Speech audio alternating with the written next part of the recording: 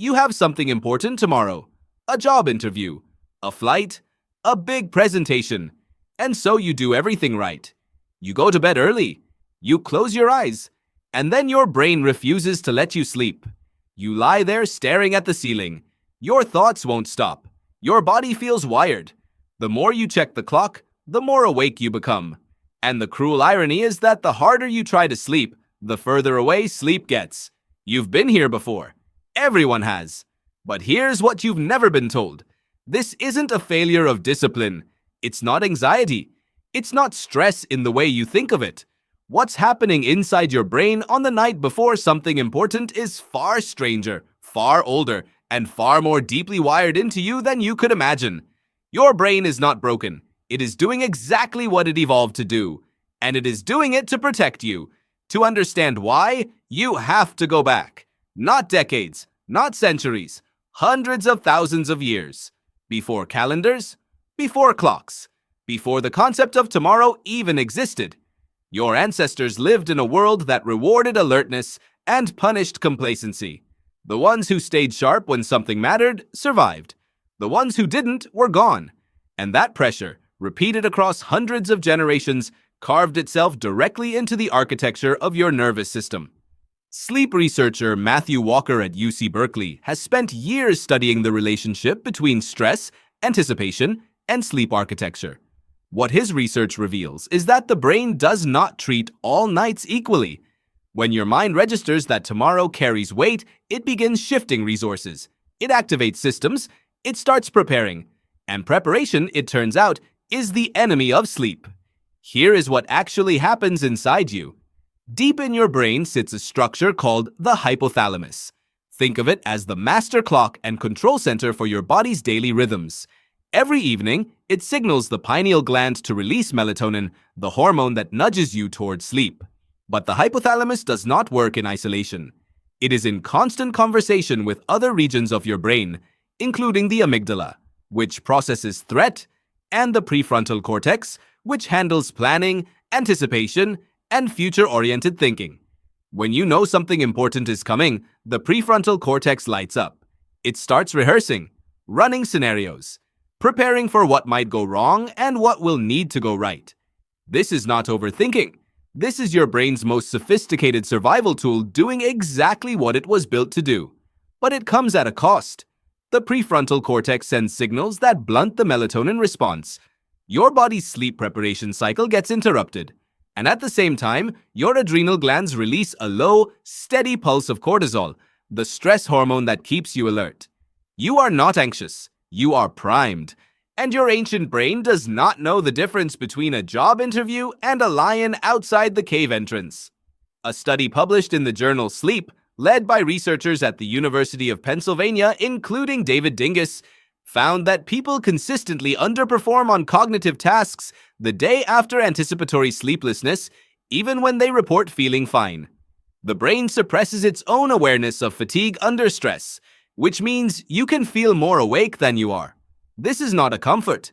This is the system overcorrecting. But there is something else happening, something that most people never know about. Your brain does not just become more awake on the night before a big event. It becomes more selective about what it remembers. During sleep, your brain consolidates memories, prunes unnecessary information, and encodes the things it judges to be important. On a night when the next day feels high stakes, your brain actually shifts how it manages memory consolidation. Neuroscientist Robert Stickold at Harvard Medical School has shown that the brain uses sleep strategically, not just passively. It is not simply resting, it is deciding what matters. And on a night before something significant, the brain becomes hypervigilant about what gets locked in and what gets discarded. This means the sleepless night before a big day is not entirely working against you. Your brain is in a heightened state of encoding.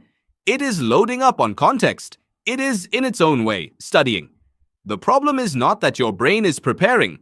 The problem is that it doesn't know when to stop. Think about what it was like to wake at 3 in the morning in a world without walls and locks and security systems. A world where every shift in the darkness carried genuine danger. In that world, waking up alert in the middle of the night was not a problem. It was a survival advantage. The ones who slept too deeply when something was at stake were the ones who didn't see the threat coming. You are not those people. You are their descendants. You carry their biology. Sleep researcher Chislaw Moran at Laval University has documented what he calls pre-sleep cognitive arousal, the pattern where the mind becomes intensely active precisely when the body needs to wind down. This is not a modern invention. It is not a product of screens or caffeine or hustle culture. The pattern exists across cultures, across demographics, across history.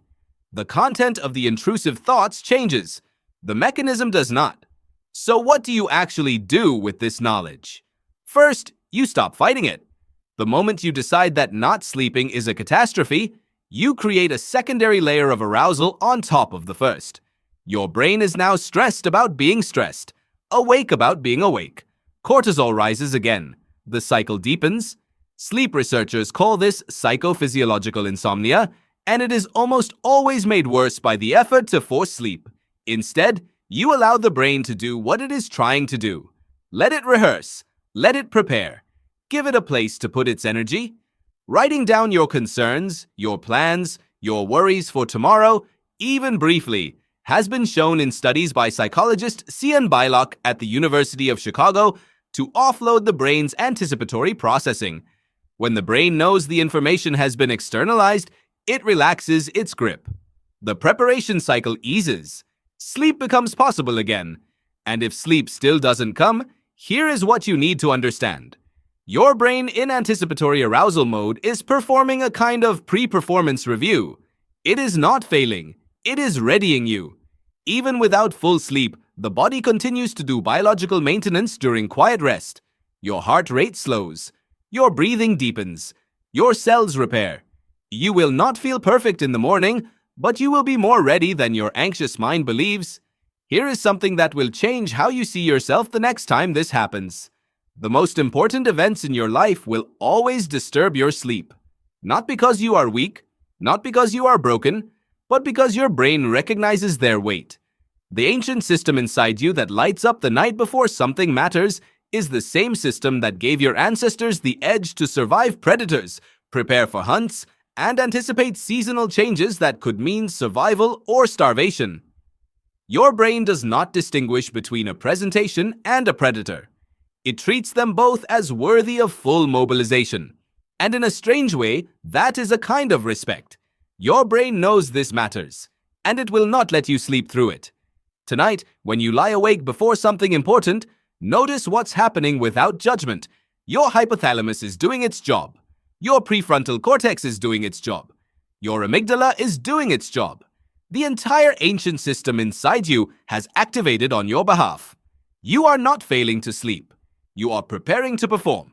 And when the morning finally comes, when the alarm goes off and you stumble into the day feeling less rested than you wanted, remember what your brain did for you in the dark.